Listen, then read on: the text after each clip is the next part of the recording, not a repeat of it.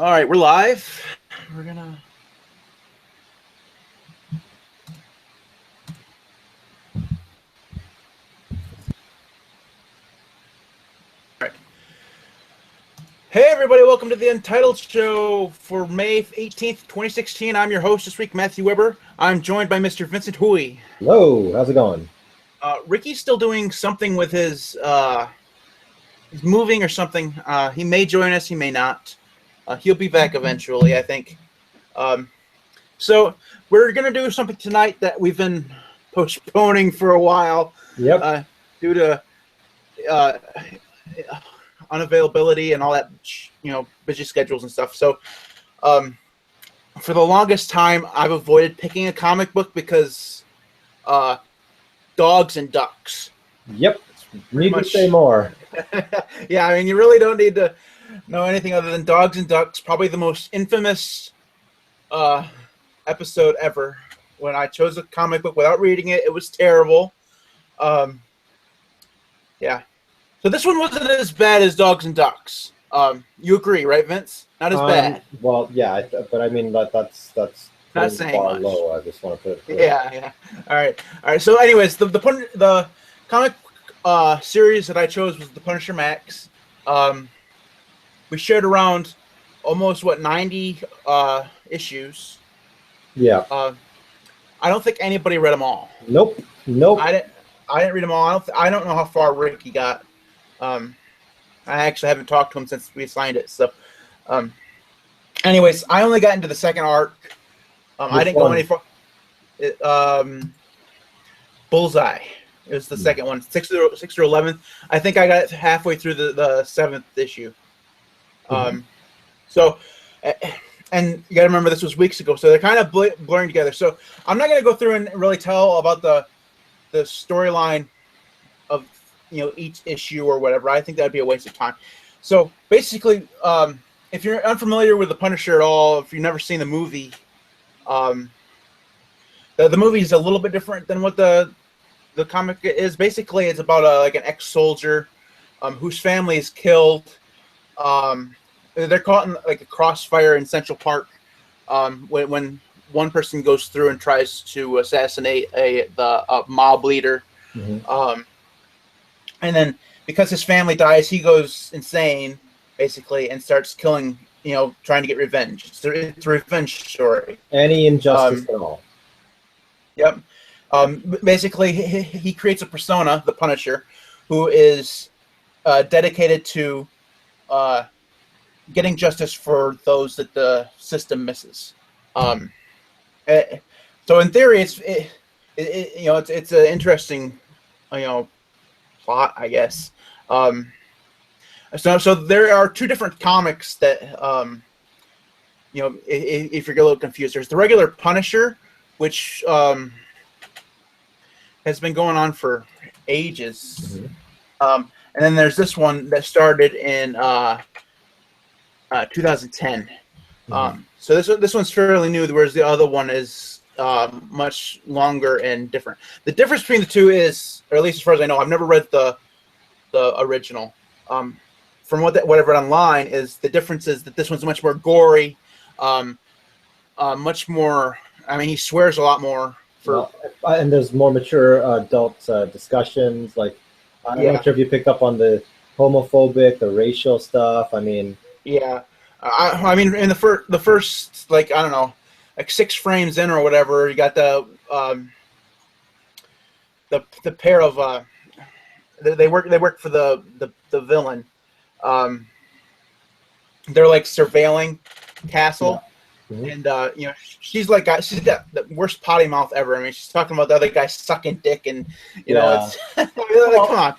And then it's a personality, but it's not for no real purpose. Yeah, and this is what I was talking about earlier. We talked about this whole entire more grown up comic. In the old days, there used to be the Comic Book Authority, and then they basically said, well, screw that. We don't really need that sanctioning body to say that we make good comics, and that happened in the 90s. But this one's just going to the nth degree and trying to make it a little bit more grown up. But the problem is that it still follows a basic premise. It's very repetitive, just like the original Punisher comics. And unlike a lot of other superhero arcs, which talks about more interesting stories, and there's ways to draw things. Unfortunately, Punisher doesn't actually have any real powers. Punisher is someone that you're supposed to be relatable to because of just pure vengeance on like bad things happening to good people. But man, did you not find that it got repetitive real fast? Like something has to be said that's like either sexual innuendo or like explicit gore or like something like homophobic, and then something bad happens to the crime boss, whether it's the blacks, the Irish, the Italians, or whatever, right? It just jumps from different ethnic group to ethnic group. Something more racist happens, and then he goes and takes a hit, and then he ends up killing someone that you didn't expect to kill. Am I wrong here? Yeah, and then it happens again. The story was very, I don't know, it wasn't very good. And art itself didn't really help all that much because each scene of him shooting people, to me at least, looked fairly, it was all the same. The art, I mean, if you're going to have an uninteresting storyline, you have to have art that makes up for it, And in this case, all the action scenes look almost, I mean, they're not identical, but because of the gore and the blowing people's heads off and the explosions, I mean, it looked like Michael Bay going off in there. I mean, in some places. So, I mean, it's not, the art was just so similar. It wasn't able to make up for where the story fell behind. And because it was, he gets a piece of information and a piece of intelligence. He goes, blows somebody's head off, after questioning them or torturing them or whatever, and then he just does it again and again and again and again and again. It's just, I mean, I understand that's the point of the. I mean, I guess maybe we're just criticizing the whole point of the Punisher.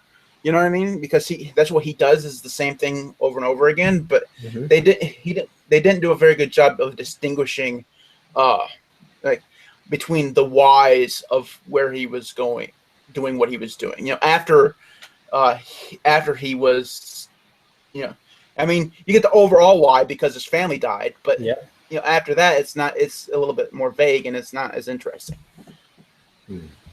I don't know. It's just, I found that there is really no interest. Like, I mean, I think Marvel was trying to put together a hero or anti-hero that people could relate to, that was mortal, that only had the means of responding to crime in the way that we would have access to.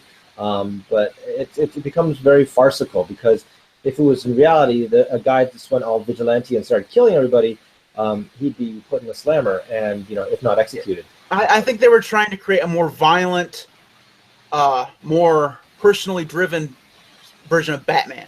You know what I mean? Because like Batman, he doesn't have any intrinsic superpowers or anything. He just has a single event in his past that caused him to do what he does. Whereas Batman isn't violent. I mean, he's violent, but he refrains from killing people. Whereas the Punisher, that's all he does is kill people. You know what I mean? I think that's what they were trying to do, and where they really failed, at least in this version of it, is the story's just not there. Whereas the story in Batman's, it's consistently interesting. I mean, it has villains that you may not be able to relate to, but that are, I don't know, you can understand, they're villains. You know what I mean? It's like the villain in the Punisher Max was, he was just kind of forgettable to me. Like everybody knows the Joker or the Penguin or Poison Ivy or whatever, but in this, there's the villain was just kind of forgettable to me, anyways. Yeah. Well, I mean, let's talk about. I mean, okay, I think we kind of laid down that the storylines are pretty much simplistic, but I just want to talk about a couple of things that make it unique from a comic book perspective. Like, most notably, I think the art style was pretty good, given all things considered. I think there are some anatomical liberties that are taken when he blows people's faces off and stuff like that. I don't think. I think you'd see more bone and fat in there, but that's just my perspective on things. I also think that it seems like it was something that would be like stuff that you pick off the cutting room floor from a typical adult. Sorry, when I say adult, I don't mean like sexual. I mean like grown up, police movie, right? Like you'd see one of those hard-boiled cop movies, and you'd see like the cops swearing at each other, talking about like, "Oh, did you see that woman? Oh man, she looked, she looked fine," and all that stuff. That's the stuff that you kind of see on the cutting room floor. That's the stuff that was thrown in. I guess the writers for Punisher just felt that they had to make it more gritty.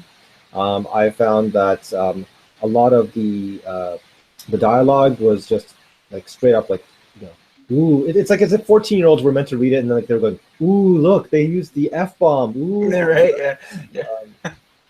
So all in all, I mean, it's it's trying to be grown up, but it follows far too many rotes, and it's just nothing spectacular. I mean, not even going down to the character. You said it's like the Marvel version of Batman. I mean, that would arguably, of course, be the Iron Man thing, but this guy it's just like it could have been a nice one-off, but I think Punisher as a as in this way it's portrayed, it was supposed to reinvigorate what was effectively a useless character. And I think it does it for a flash. Literally, like you just go, oh, okay, look, he's badass. Look, he killed his old ex, buddy, and that's about it. So he's a complete badass, and he's totally driven by his own rules. And it's a one-liner, and it's not very. It doesn't last very long. Yeah, I agree. So, what would you give this, Vince? Out of whatever. Just on the art alone and the kind of framing, I would say it's a 3 out of 10. But that's just because the storyline's not there, and it's just very punctuated with kind of cliches. Yeah, I agree. Yeah, I don't really have that much more to say about it other than I could have never gotten through the whole 9. I mean, if we had created a rule or something where we had to read all of it, I'd be spending a lot more F-bombs to you, man. Yeah, I mean, I would just never would have made it. I would have looked for the Spark Notes version of it somewhere, just to try to get through it, because it was just, I like I said, I got through the first arc, and then I got partway through the second arc, and it was just like I'm bored. Like, yeah, he's gonna blow some more people's heads off. Woo! I would give this 0.5 out of 5. Okay. Yeah, I mean, I'm not gonna give it a 0 because like the art's pretty good, even though I think it gets repetitive after a while. It's well drawn. Mm-hmm. So I mean, it's not that's the 0.5. That's all it gets. Did you not find that like the one interesting thing was that they talked about just his age? Like, I mean, I know that a lot of comics, everyone seems to be timeless, right? But in this one, they like said, he did sit some time, and right off the bat in the first issue, like they purposely put him in the shadows, and then when you see him in later issues in the light, you can see the scrags in his face and all that stuff. Like, this guy is old, and the kind of, you can imagine that the kind of frown and the anger and all that stuff kind of does that stuff to your visage too. I gotta say that from a comic standpoint, where typically every single girl has like buxom body and every single guy is like chiseled and stuff, and like looks okay. They actually do a decent job in kind of portraying this guy as like just a regular guy that just worked out the hell out, and is just really pissed. So yeah, that's a nice little detail there. Have you ever seen the movie? No, man, I'm a dude. I don't. It's not a real comic book movie. It's not bad. It has what's his name? Look, there's been like 3 Punisher movies out already or something. Like, I mean, all right, yeah. So I mean, they changed actors in the second one. It has Tom Jane who plays the Punisher. It's John Travolta as the villain. And then it has just a bunch of throwaway actors throughout the rest of it. It's really not bad. I enjoy it because it has John Panette in it. He's one of my favorite comedians, but he's just he's just there. Mm-hmm. He doesn't really play any part. It's okay. But I think this in movie form works because no, that's called Man on Fire, and he's black. Well, no, I think at least that version of the movie, it worked because they changed enough of the story to actually make it a story. You could just, I don't know. It just, you get to kind of feel the emotions that he's feeling. It's a little bit different. I like the movie a little bit better. I watched it a couple times. The second one was terrible. They changed it to, I can't remember who they changed the. It's I don't remember. It doesn't matter. Anyways, do you have a pick of the week this week, Vince? Yep, Uncharted 4. They gave it a 10 out of 10 rating. I talked about it, I think, last week that I bought it, but I haven't played it. I actually popped it open, put it in. You know what? The graphics, I still got to say, aren't spectacular relative to a lot of the other cool things I've seen, but it's the little details. The physics engine, the kind of like, basically, if you like walk, there's a point when you walk along the side of a hill, and it's like gravelly hill, and when you step on like snow, usually it leaves footprints, and that's kind of not uncommon. That's par for the course. But when you walk on the gravel along a slope, the gravel actually slides down, and it actually follows the nuances of like how you walk. And like I was playing around with it, like I was like shooting the gravel and seeing what happens, and it actually does. Like physics is pretty damn impressive. But there still are some weird, funny things, like when you fall off a cliff, like it's ragdoll physics, so you do some weird stuff. But it's a fun game. I admit though that I play it like at 2 a.m. when I get back from work, and I know I'm falling asleep through some of the story parts because like I pick it up again, I'm like, whoa, what the hell am I doing in like I'm in Scotland now? What the hell happened? Yeah, it's like what happened, right? So yeah. I don't have a PlayStation, so I can't play it, which is disappointing. Damn you, Xbox. Anyways, I've been delving into the world of MOBA lately. I recommend Vainglory a few weeks ago. Yep. One that I've never played before, which is obviously one of the most popular ones, is League of Legends. And I finally downloaded it. I haven't played very much of it. I'm not as impressed with it as I was with Dota.